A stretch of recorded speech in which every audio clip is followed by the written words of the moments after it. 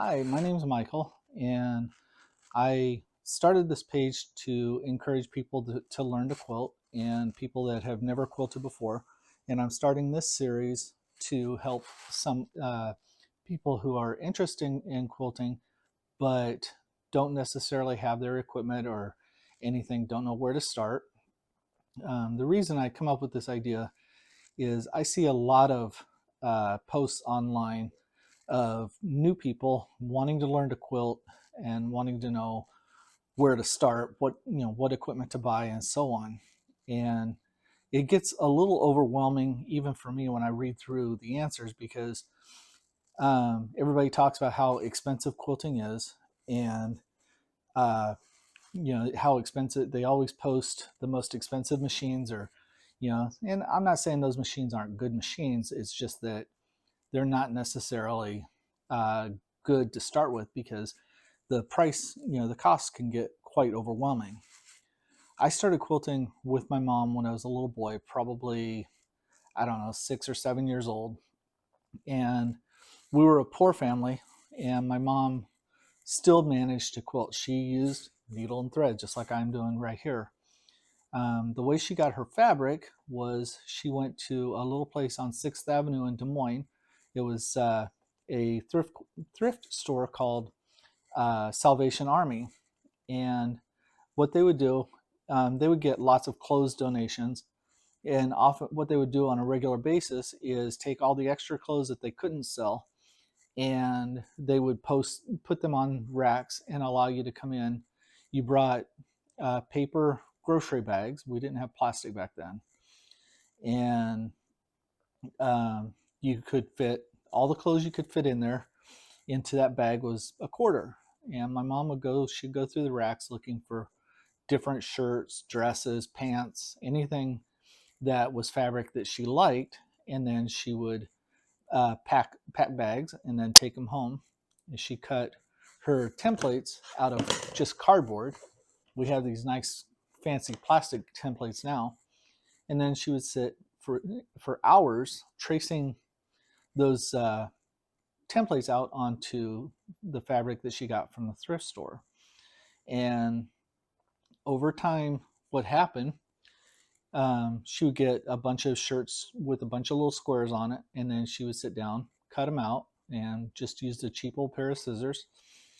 And then after a while, she would start sewing. Well, as a little boy, I was always intrigued by what she was doing, and I wanted to learn. So I kept hounding her and hounding her and hounding her until eventually she decided to let me start tracing the squares onto the fabric. Over time, I that was good for a while, and then after a while, it would just wasn't enough, so I kept at her until she would let me cut them, and then I still wanted more. I wanted to learn how to quilt more. So uh, at some point, being a little boy, being what little boys do, I got a hold of a bunch of her little fabric squares and needle and thread, and I took them up into my room. And at night, before I went to bed, before I go to sleep, I would sit and try to sew them. And I was never very good at it. I just kind of kept at it and kept at it.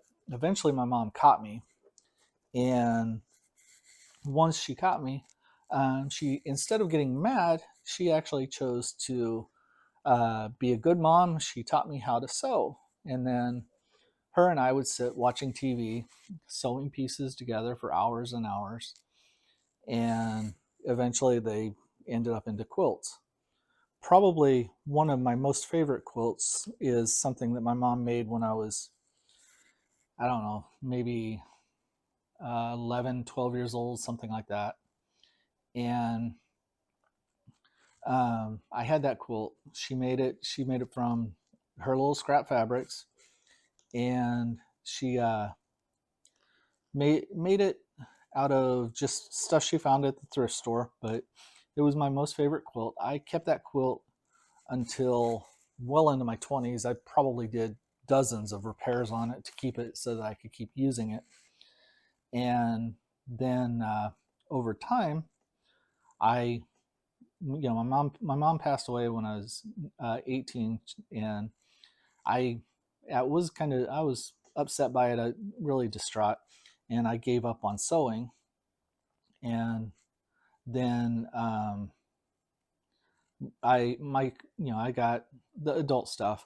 Had two kids, my son and daughter, and then eventually my career took off, and I ended up moving to Texas, and I'm in Texas now.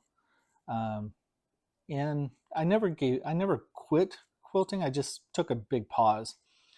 As my career got better, I eventually started restoring sailboats and had to buy. I would buy sailboats that had been wrecked in storms, and then I'd do the repairs on the fiberglass. I'd resew any sails that need to be sewn, and um, the first sailboat I had, I got when I got done with all the exterior stuff, I needed to make cushions for it. So I went to Kmart and bought the cheapest little sewing machine I could find.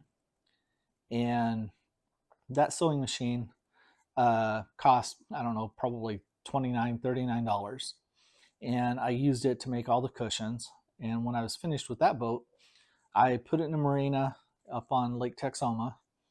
And I would go out on weekends, and I would sail a little, and eventually um, decided I would take the sewing machine out onto the boat with me with a little generator, and I would sit and the only thing I could do on the sailboat was quilt. And just like my mom, I instead of going to the thrift stores, I was a little older, had a little bit more money, so I started buying fabric. I would cut it at home, and then I would take it out on the sailboat, and I would put my quilts together on the sailboat. And that was with a cheap little machine. I used that machine for several years until eventually it wore out. And so then by that point, Kmart had pretty much all went out of business. And I was shopping at Walmart, and I picked up again the cheapest little machine they had. And that's what I used for quilting. Um, as time went on, I got into showing dogs and St. Bernards, which is where Panda comes from. Panda was my first grand champion St. Bernard. She passed away early. She was pretty young when she passed away. And I ended up, that's how I got Panda Stitchets. That's the name for the page. And Panda used to, she was a sweet little girl. She went everywhere with me. She'd see me out in the pasture. She'd come running to me, and then all of a sudden, one day she passed away. But in memory of her, I've named the page after her, and so that's where Panda Stitchets come from. Anyway, this is the beginning of a series that is for beginners and those people that are interested in learning to quilt. And as you can see, it doesn't take a lot, but I'll walk through the different machines that I've used over the years, and I'll walk through how to cut the fabric and the tools I use today. But in the end, the most important thing is all you really need is a simple needle and thread. It doesn't take much, and as you can see, I mean, it can be frustrating at times. Like this one's kind of, I haven't hand sewn in a long time. I thought it would just be kind of cool to sit and sew as I talk to y'all. So anyway, um, in just the time I've sat here, I've sewn about 9 squares together. It took about 15, 20 minutes. And I'm hoping to continue through the series. I'll walk you through how to make different quilts, how the sizes are, how to calculate the sizes. One of my favorite things is also to deconstruct quilts, take blocks of quilts that I really like online, and just figure out how to put them together. But I'll show you where to begin, and we'll walk through making our first quilt. And in the end, hopefully, it ends up being a hobby that you like as much as I do. I probably spend 3 or 4 hours a day, every day, quilting and sewing fabric. Um, Anything from, I do some upholstery work every now and then. I do sail covers. I do um, different, mostly, but most of what I like to do, I actually love quilting. So, and I kind of want to keep talking as I finish this one piece so that I can show you what it ends up being. It's nothing more than what's called a 9 block, and I did it in 2.5 inch squares. And um, in the end, there'll be, each square will end up finished at 2 inches.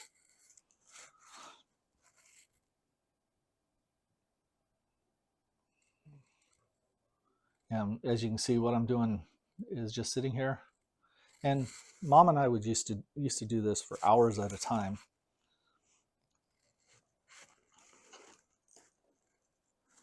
Yeah, I'm all tangled up now.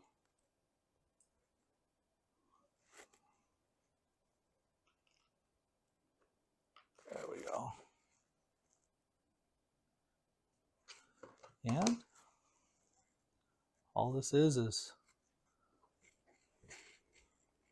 black, white, and black. And then next thing I would do is just stitch each one together like this. And I would have my little patch of, it would be 9 squares. And if I got my stitching right, my points will line up and everything. But honestly, I can look at this and tell you I didn't get those right. But it still comes out, shows off what I want to teach everybody. And we will go to the sewing machines, and I'll talk about sewing machines. I'll talk about rulers, roller cutters, and on and on. I'll talk about each of the things I use while I'm sitting and quilting. And hopefully by the time we're done, you'll be confident and you'll enjoy quilting with me, and we'll watch a bunch of other videos. Anyway, that's pretty much all I have to say for today. I hope you subscribe so that you can catch my future videos, and I hope you enjoy it. I'm not very good at editing. I'm not very good at talking, but hopefully you'll stick with me, and we'll be quilting together here soon. Thank you very much.